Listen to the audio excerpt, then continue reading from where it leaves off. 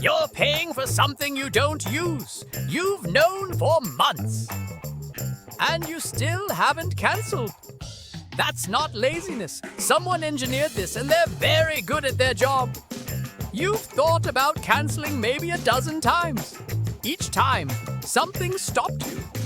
The problem isn't your willpower. The problem is that you're fighting a system built by people who study exactly how you'll give up. Because somewhere, there's a document that maps out every single step you'll have to take. And while you hesitate, the money keeps leaving your account, quietly, every month, on schedule. Think about how you signed up. One button, maybe 30 seconds. No friction at all. Now think about cancelling. Suddenly there are menus, tabs, offers, confirmations. Where did all this come from? This design has a name, and once you know it, you'll never look at an app the same way again. In user experience design, it's called the Roach Motel. Easy to get in, almost impossible to get out. The entrance is a smooth ramp. The exit is a spiral staircase in the dark. The Roach Motel belongs to a wider family of tactics called dark patterns. The term was coined back in 2010 by a UX designer who noticed interfaces were being built to work against the user, not for them. And here's the part that matters most. This isn't a bug. It isn't sloppy design. It's a feature. Because every extra screen you add to a cancellation flow, a measurable percentage of people simply quit. Companies don't guess at this. They track it. They optimize it. Fewer cancellations is a number on a dashboard someone gets promoted for.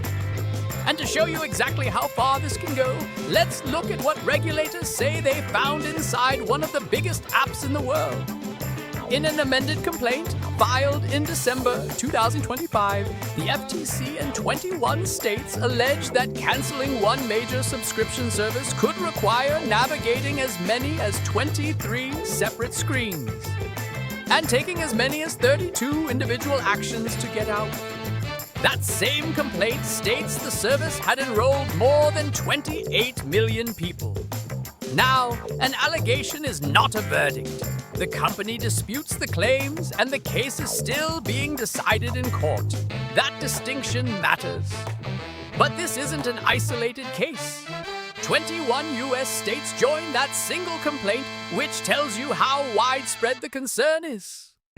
And in September 2025, a different major retailer agreed to a $2.5 billion settlement with the FTC over how it enrolled and canceled its membership program. $2.5 billion.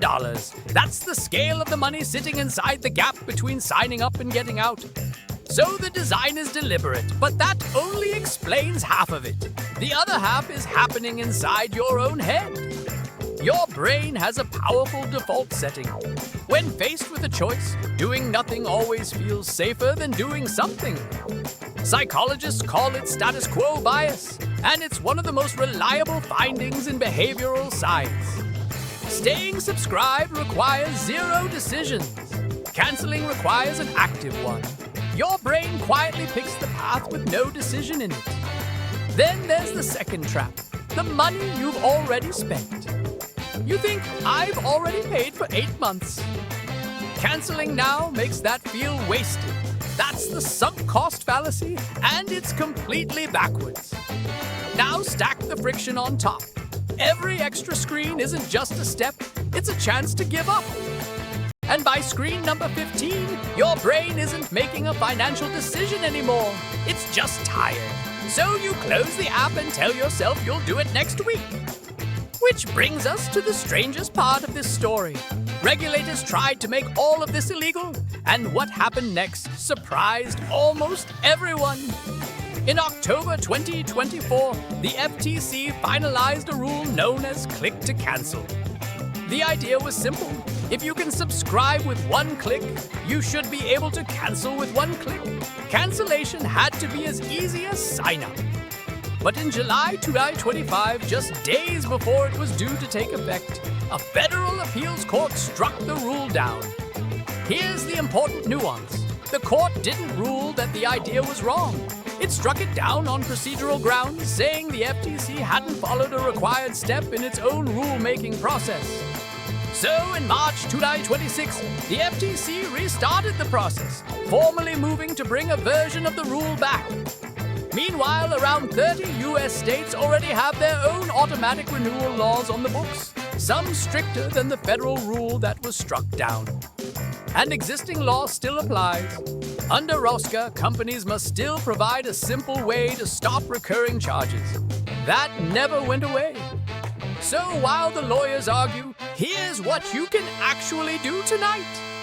First, don't audit your subscriptions inside the apps. Audit your bank statement. The apps only show you what they want you to see. The statement shows you everything. Second, the moment you feel the smallest doubt about a subscription, cancel it right then, not later. Later is exactly what the design is counting on. Third, every time you start a free trial, set a calendar reminder 2 days before it ends. Free trials aren't gifts. They're bets that you'll forget. None of this means you were foolish. It means you were up against a system designed by people paid to make you hesitate. Now you know how it works, so go check that statement. If this was useful, subscribe. There's more coming.